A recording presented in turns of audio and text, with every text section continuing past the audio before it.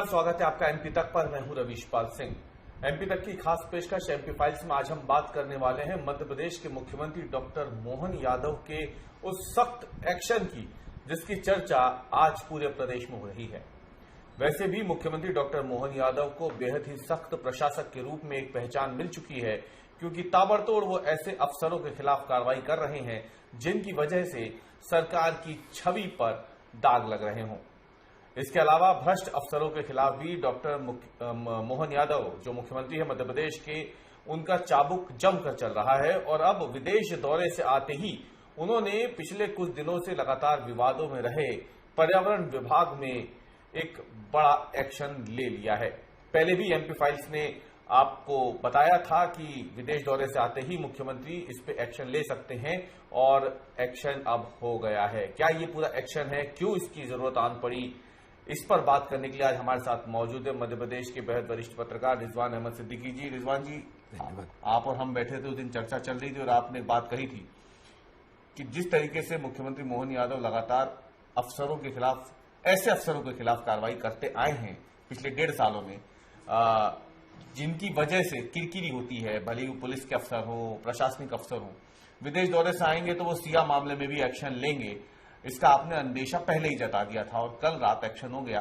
जो प्रमुख सचिव हैं नवनीत मोहन कोठारी, उनको भी हटा दिया गया है। जो सिया की मेंबर सेक्रेटरी हैं आर उमा माहेश्वरी, उन्हें भी हटा दिया है।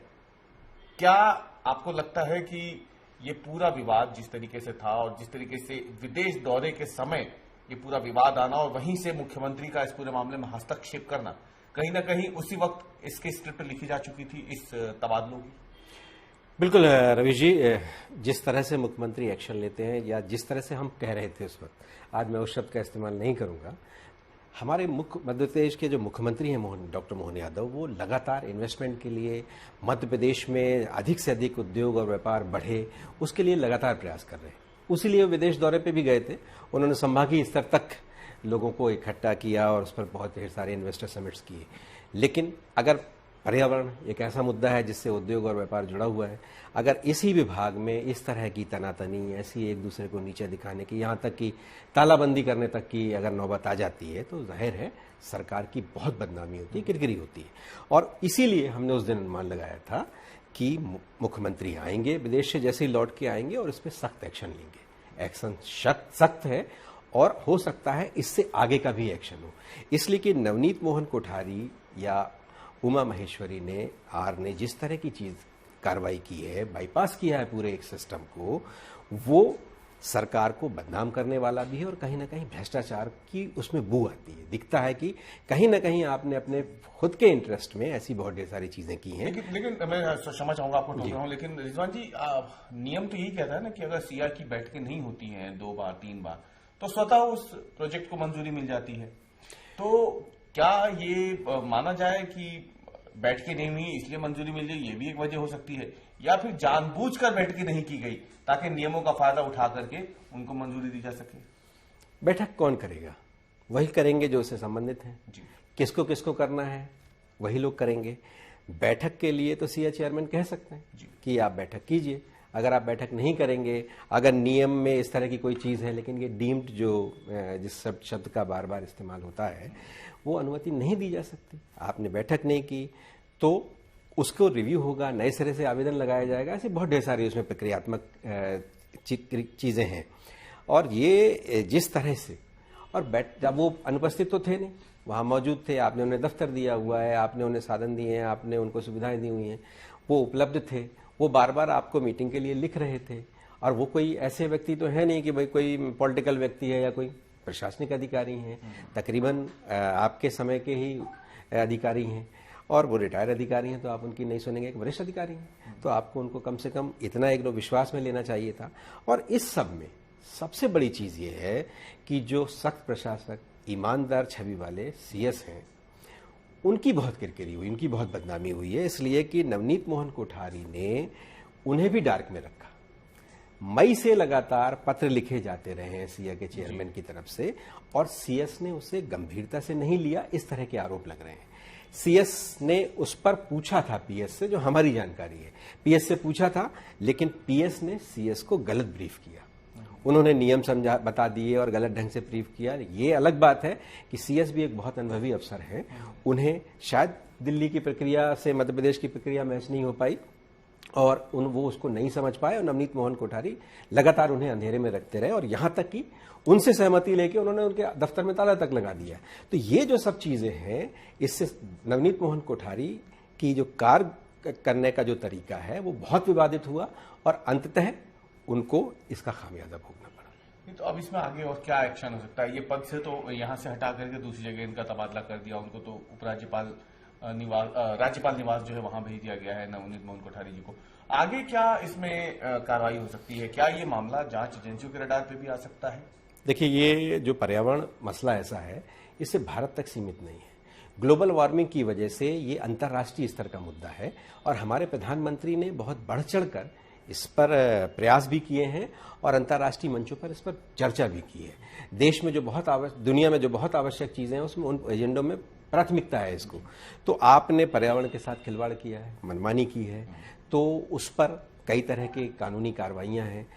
इसके अलावा आप लगातार जिस तरह से 2.5 सालों में अलग अलग पदों में रहे, एक जगह आप जम के काम नहीं कर पाए, आपके काम करने के तरीके पर भी बहुत ढेर सारे सवाल हैं। तो इससे सरकार उनको जांच शुरू कर सकती है, सख्त कार्रवाई कर सकती है।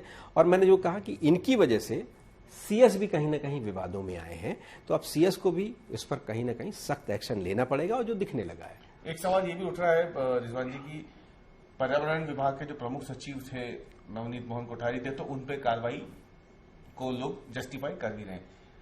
उमा माहेश्वरी पे कार्रवाई को लेकर के लेकिन सवाल उठ रहे हैं कई जगहों पर कि उन पे कार्रवाई क्यों? उनका क्या रोल था? सदस्य सचिव हैं जी, सचिव की जिम्मेदारी है मीटिंग बुलाए, एजेंडा बनाए और समय पर कोऑर्डिनेशन करे। सचिव तो बनाई इसलिए जाता है, वरिष्ठ आईएएस हैं, कोई ऐसा नहीं कि वो भी कोई नौसिखियां हैं। और उन्होंने ऐसे जो जिम्मेदारी उनकी थी उसको नहीं निभाया उन्होंने, इसीलिए विवादों में आई। समीक्षा की गई उनके काम करने के तरीके की, कुछ समय के लिए वो अवकाश में चली गई और सारे जो आदेश हैं वो दूसरे आईएएस श्रीमन शुक्ला के माध्यम से निकले। तो ये जो सारी तरह की प्रक्रियात्मक त्रुटि हुई है, ये जो भी कुछ हुआ है, और खासतौर से सीएस को डार्क में रखा है इन्होंने। सीएस को डार्क में रखने की वजह से स्वच्छ छवि है उनकी, ईमानदार अधिकारी की छवि है, पीएमओ के भी बहुत चहेते अफसर हैं वो।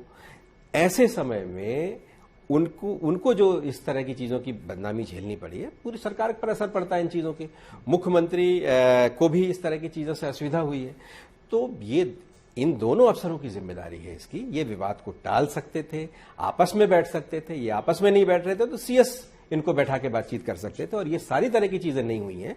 और जिम्मेदार उसके लिए पीएस भी हैं और ये उमा महेश्वरी भी हैं। तो क्या अंत में मेरा यही सवाल रहेगा आपसे कि इस कार्रवाई से मुख्यमंत्री डॉक्टर मोहन यादव ने एक बार फिर से अफसरों को संदेश दे दिया है कि जैसे पहले अफसरशाही हावी रहती थी नेता नगरी पे, कम से कम उनकी सरकार में तो ये नहीं होगा, अफसरों की जवाबदेही तय की जाएगी। ये मान के चला जाए संदेश एक बड़ा ये एक ऐसा अवसर था जब मुख्यमंत्री अपनी प्रशासनिक पकड़, अपनी दूरअंदेशी और ये संदेश देने में वो कामयाब हो गए कि सरकार के मुखिया वही हैं। इसलिए कि पीछे वल्लभ भवन के गलियारों में बहुत तरह की चर्चा हो रही थी, उनके और सीएस के बीच के मतभेद की बहुत चर्चा हो रही थी। अभी जो पीछे जो तबादले हुए थे कुछ दिन पहले सीनियर आईएएस के, इवन की उनके जो मुख्यमंत्री के जो एसीएस थे वो तक बदल गए इस सब में, तब चर्चा ये हो रही थी कि इसमें कहीं ना कहीं मुख्यमंत्री जैसा निर्णय चाहते हैं वैसा हो नहीं पा रहा है, बहुत ढेर सारे तबादले अभी भी रुके। लेकिन इस घटना के बाद, इस कार्रवाई के बाद मुख्यमंत्री का एक अपर हैंड दिखने लगा है और कहीं ना कहीं सीएस को भी इस बात का एहसास हुआ होगा कि वो बहुत जानकार हैं, बहुत ईमानदार हैं, बहुत सख्त प्रशासक हैं, लेकिन ओवर कॉन्फिडेंस में नहीं आना है, इसलिए कि अधिकारी जो आपको बता रहा है वो सब कुछ सही है, जरूरी नहीं है। इसलिए कहीं ना कहीं ये उनके लिए भी एक संदेश है और मुख्यमंत्री के लिए तो एक ऐसा अवसर था जिसको उन्होंने जो बैटिंग करनी थी वो कर चुके हैं। बहुत बहुत धन्यवाद हमसे बात करने के लिए। तो ये थे रिजवान अहमद सिद्दीकी जी, हमारे साथ इस चर्चा में आज जुड़े थे। साफ कर दिया उन्होंने कि जिस तरीके से ये फैसला किया गया है मुख्यमंत्री डॉक्टर मोहन यादव की तरफ से, दरअसल इसकी उम्मीद पहले ही जताई जा चुकी थी, लेकिन हर किसी को इंतजार था सीएम के विदेश दौरे से वापस आने का। और विदेश दौरे से वापस आते ही सबसे पहला काम उन्होंने यही किया कि इस पूरे विवाद की जड़ में बैठे 2 वरिष्ठ आईएएस अफसरों को उनके पद से मुक्त कर उन्हें दूसरी जगह अब तबादला कर भेज दिया गया है। हमारी आज की इस चर्चा में एमपी फाइल्स में इतना ही। कल हम फिर हाजिर होंगे एक नए विश्लेषण के साथ, एक नए मुद्दे के साथ। तब तक के लिए धन्यवाद।